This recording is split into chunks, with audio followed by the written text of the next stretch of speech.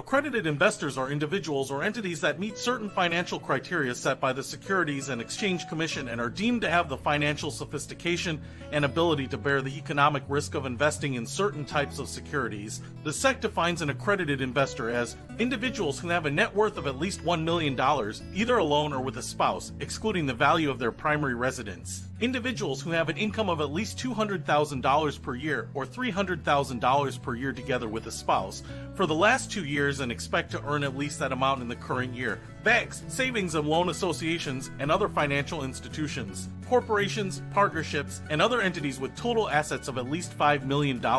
Trusts with assets of at least $5 million. Executors, administrators, and trustees of estates, trusts, and estates trusts with total assets of at least $5 million.